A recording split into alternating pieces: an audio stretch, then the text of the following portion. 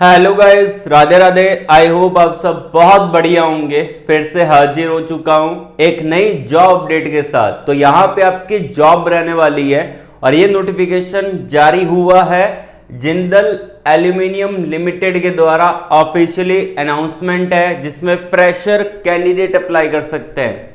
जी हाँ, यदि आप फ्रेशर हैं और आप अपने कैरियर को स्टार्ट करना चाहते हैं तो जिंदल एल्यूमिनियम से स्टार्ट कर सकते हैं, क्योंकि इन्होंने जो अपॉर्चुनिटी निकाली है वो फ्रेशर के लिए है। ठीक है, सीखने का बहुत कुछ मौका मिलेगा और इसके अंदर स्टार्टिंग लेवल पे आपको एक ट्रेनिंग मिलेगी। ठीक है ना, 1 साल का ट्रेनिंग प्रोग्राम रहेगा, उसके बाद आपकी जॉब भी लगने वाली है।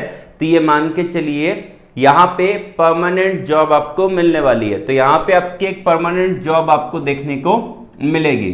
कौन कौन सी ब्रांच एलिजिबल है, सिलेक्शन प्रोसेस क्या रहता है, जॉब लोकेशन क्या रहेगा, ठीक है, और यहाँ पे कैसे आप अप्लाई करेंगे, ये सब कुछ मैं आपको इस वीडियो के अंदर पूरा डिटेल से बताऊंगा। तो वीडियो को पूरा एंड तक देखना, अप्लाई का प्रोसेस समझना। कोई डाउट होता है तो कमेंट करके पूछ लेना, मैं आपके कमेंट का रिप्लाई कर दूंगा। लेकिन उससे पहले वीडियो को लाइक कर लेना, चैनल को सब्सक्राइब और बेल आइकन को प्रेस कर लीजिएगा।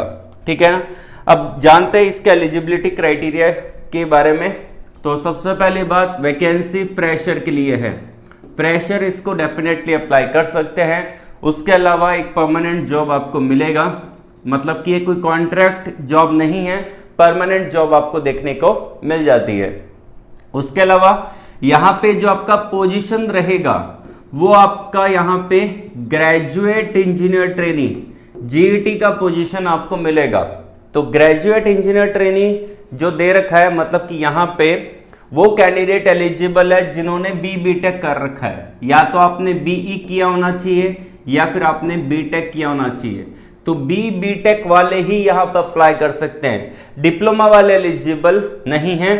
जो चीजें दे रखी है वही मैं आपको यहाँ पे बता रहा हूँ। डिप्लोमा के लिए मैंने बहुत सारी अपडेट दे रखी है चैनल पे, उसमें मैंने आपको फ्री कोर्सेज से रिलेटेड दे रखा है, फ्री जो आपके टेक्निकल ट्रेनिंग प्रोग्राम होते हैं उसके बारे में अपडेट दे रखा है। तो जाके पहले की वीडियो वॉच करिए, उसमें अप्लाई करिए, क्योंकि लास्ट डेट बहुत ही पास में है उन सभी का।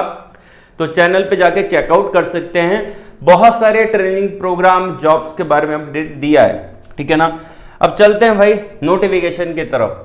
तो ये नोटिफिकेशन आप देख सकते हैं, ये नोटिफिकेशन डाला गया है naukri.com पे, नोटिफिकेशन आ रखा है, आप यहाँ पे स्क्रीन पे देख पा रहे हैं। जिंदल एल्यूमिनियम लिमिटेड हायरिंग कर रहा है ग्रेजुएट इंजीनियर ट्रेनी के लिए, जीईटी की पोजीशन के लिए ये हायरिंग कर रहा है। इसमें आप देख सकते हैं कि जिंदल एल्यूमिनियम 3.9 का रेटिंग है, स्टार रेटिंग दे रखा है, मतलब कि कंपनी की तरफ से ही डाला गया है। और 466 रिव्यू दिए गए हैं। जो कंपनी में काम करते हैं, जो कंपनी के एम्प्लॉय हैं, वो naukri.com पे प्लेटफॉर्म पे रिव्यू डालते हैं। ठीक है, तो ये रिव्यू वैलिड रिव्यू है, हर कोई रिव्यू नहीं दे सकता क्योंकि वहां पे एक वैलिड आईडी प्रूफ चाहिए होता है। तो इन्होंने रिव्यू दे रखा है, जो एम्प्लॉय है इन्होंने 3.9 का रेटिंग दे रखा है, एवरेज रेटिंग है, बढ़िया है। कंपनी का एनवायरनमेंट अच्छा है, वर्क कल्चर बढ़िया है। तो अगर आप इंटरेस्टेड हैं यहाँ पे काम कर सकते हैं। ठीक है, उसके अलावा हम यहाँ पे जानते हैं कुछ इंपॉर्टेंट पॉइंट के बारे में। ये वैकेंसी जो रहेगी वो भाई फ्रेशर के लिए है, एक्सपीरियंस नहीं मांगा। इन्होंने सीटीसी मेंशन कर रखा है 1 लाख से लेकर 3 लाख तक, लेकिन अप्रोक्सीमेट जो सीटीसी बैठता है वो आपका लगभग 3 से 3.5 के बीच में रहता है। इन्होंने एवरेज सीटीसी यहाँ पे डाल रखा है। कंपनी में जब आप जॉब करेंगे, जब आपका ज्वाइनिंग होगा, तब आपको वहां पे ऑफर लेटर में आपका सीटीसी मेंशन किया जाएगा, तो वहां से भी चेक कर लेना। जॉब लोकेशन आपका बेंगलुरु का रहेगा। बेंगलुरु का जॉब लोकेशन आपको देखने को मिलेगा। अगर आप किसी अदर स्टेट से बिलोंग करते हैं तो आपको रिलोकेट होना पड़ सकता है, ध्यान रखिएगा। और जो बेंगलोर से बिलोंग करते हैं, ठीक है, या फिर कर्नाटका से बिलोंग करता है, उसको अप्लाई जरूर करिएगा। अपने दोस्तों के अंदर वीडियो को शेयर ज्यादा से ज्यादा कर देना। ठीक है, उसके अलावा आपका यहाँ पे जॉब डिस्क्रिप्शन क्या रहेगा, यहाँ पे आपको maintenance of electrical equipment and machines का आपको मेंटेनेंस देखना पड़ेगा। ठीक है ना, तो इलेक्ट्रिकल आपका इक्विपमेंट और मशीन्स का मेंटेनेंस आपको देखना है। ठीक है, उसके अलावा यहाँ पे आपको जो भी फॉल्ट है, इश्यू आते हैं, उसका एक रिपोर्ट जनरेट करना है, ठीक है ना। Check electrical system and report faults and issues, ठीक है ना। तो आपको एक रिपोर्ट जनरेट करके देना पड़ेगा, ठीक है ना। मेंटेन बेसिक मेंटेनेंस रिकॉर्ड्स, आपको मेंटेन करने पड़ेंगे। जो भी यहाँ पे बेसिक मेंटेनेंस रिकॉर्ड रहता है उसको आपको मेंटेन करके चलना पड़ेगा, फॉलो करना पड़ेगा। इलेक्ट्रिकल सेफ्टी का आपको यहाँ पे फॉलो अप लेना है, ठीक है ना। इलेक्ट्रिकल सेफ्टी के साथ आपको काम करना रहेगा। आपको ज्यादा घबराने की बात नहीं है। यहाँ पे जब आप ज्वाइनिंग करते हैं तो वहां पे क्या होता है कि आपको सारी चीजें सिखाई जाती है, ठीक है ना। अब बचपन से कोई पैदा होते ही तो सीख के आता नहीं, ठीक है। तो वो जब आप जाएंगे, ज्वाइनिंग करेंगे, तो आपको सेफ्टी इक्विपमेंट क्या क्या यूज करने हैं, क्या क्या सेफ्टी के तरीके रहते हैं, क्या क्या चीजें अपने को ध्यान में रखनी है, वो सारी चीजें आपको यहाँ पे सिखाई जाएगी, ठीक है। टेंशन आपको नहीं लेनी है। किन बच्चों को प्रेफरेंस मिलेगी वो हम जान लेते हैं। देखिए, इन्होंने साफ तौर पे बोला है कि BTech अगर आपने किया है इलेक्ट्रिकल ब्रांच में तो आपको प्रेफरेंस मिलेगा। ओनली इलेक्ट्रिकल वाले एलिजिबल है या फिर इलेक्ट्रॉनिक्स वाले भी एलिजिबल रहेंगे, ठीक है। Fresher candidate can apply, fresher इसको अप्लाई कर सकते हैं। बेसिक नॉलेज होना चाहिए, ठीक है। बेसिक नॉलेज मतलब कि आपको AC/DC के बारे में तो पता ही होना चाहिए, ठीक है ना। अब बहुत सारे बच्चे हैं जिन्होंने इलेक्ट्रिकल इंजीनियरिंग कर ली, उनको बेसिक नॉलेज नहीं है, तो आप पहले अपना बेसिक इंजीनियरिंग नॉलेज थोड़ा स्ट्रांग करिए, ठीक है। तो यहाँ पे basic knowledge of electrical maintenance and panels का आपको बेसिक नॉलेज होना चाहिए। आप यूट्यूब पे सर्च करेंगे ना basic knowledge of electrical maintenance and panels, तो आपको बहुत सारी वीडियो दिखेगी, ठीक है। अगर आप यहाँ पे शॉर्टलिस्टेड हो जाते हैं तो इंटरव्यू के अंदर भी यही सवाल आपसे पूछा जाएगा, तो वहां से पहले आप प्रिपरेशन कर लीजिए। अब मान लेते हैं सिलेक्शन आपका नहीं हुआ तो आपकी नॉलेज भी तो बढ़ रही है, ठीक है। और हो गया बाई चांस तो आप इंटरव्यू अच्छे से क्रैक कर पाएंगे। तो ये आपकी नॉलेज पे डिपेंड करता है, ठीक है ना। उसके अलावा यहाँ पे मैन्युफैक्चरिंग